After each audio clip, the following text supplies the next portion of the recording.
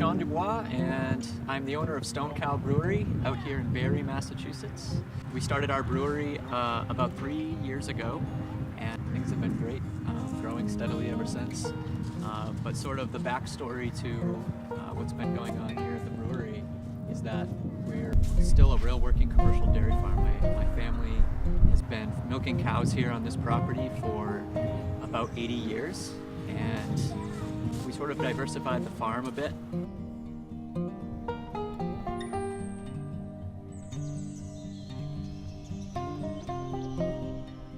We got interested in craft beer, not in the sense that we wanted to start a brewery at that time, just that we sort of discovered, my wife and I, her name's Molly, we sort of discovered craft beer, I think when everybody discovered craft beer, and this was going back maybe 6 or 7, 8 years ago. And we started to do a little bit of home brewing. Our vet for the farm, we knew that she had been a home brewer, lifelong home brewer. And as we started to get interested in craft beer, we decided to ask her to show us how to brew. So we went over to her kitchen several times and brewed some batches of beer with her and just totally hooked. And that kind of got us even more into craft beer in a sense that now we're not just drinking it and thinking about it, but also now we're sort of into the chemistry of creating beer.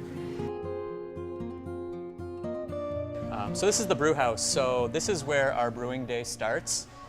We spend, 3 to 4 hours in this space on a brew day. So this is our hot liquor tank, it's called. These red lines up top link out to our outdoor wood furnace. Like I said, all of our brew water is heated with wood from the farm here. So all of the water here is heated to about 180 degrees with our wood. And then on a brew day, this tank of water is transferred to our mash tun. Up top, we have a grain room. So whatever we're brewing with on a given day, whether it be barley, wheat, rye, oats, whatever the combination may be, all that grain goes through our mill, through our auger, and then into our mash tun. And basically, you're putting hot water in here, and before you make beer, you make tea. You're just, you're basically steeping all of those malted grains in order to extract sugar and flavor. And then that water is transferred over to our brew kettle, and we boil we boil in here for about an hour to an hour and a half, depending on the style of beer. And then everything is then run through from 212 boil. We have to run it through these glycol chillers down to our fermentation room, which you have to get your beer from boil down to about 70 degrees, depending on the style of beer, give or take a little bit. You basically have to get it down in temperature in order to pitch yeast, because if it's too hot, your yeast won't survive and thrive.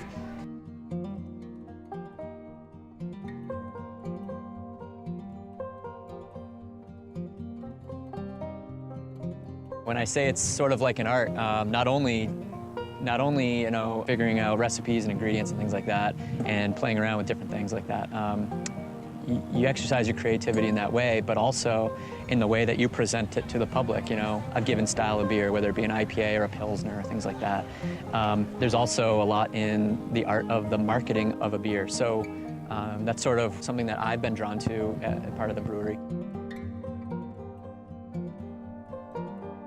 When people come here, they see cows, they see us actively making their food.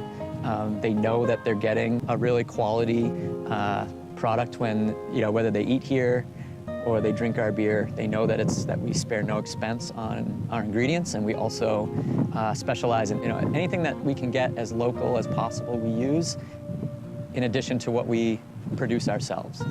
So we really feel passionate about offering something healthy and local to those who come here.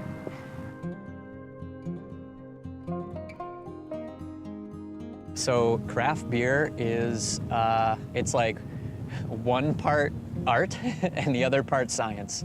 There's tons of creativity that goes into every beer, and also a lot of passion. People don't realize that when you give birth to a beer, you see it all the way through for weeks at a time, caring for it and making sure that it's up to your own standards.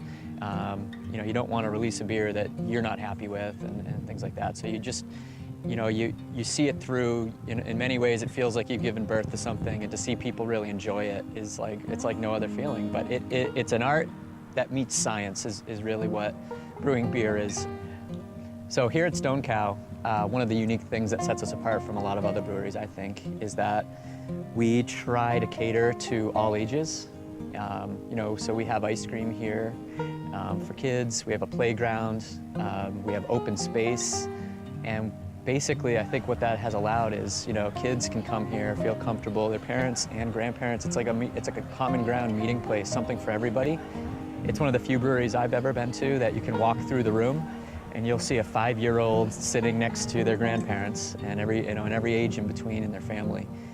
And that's what I feel the most pride about. I feel that, you know, I have kids, I have 3 kids, and we're trying to design a place here that, you know, a place that I would want to go with my own family.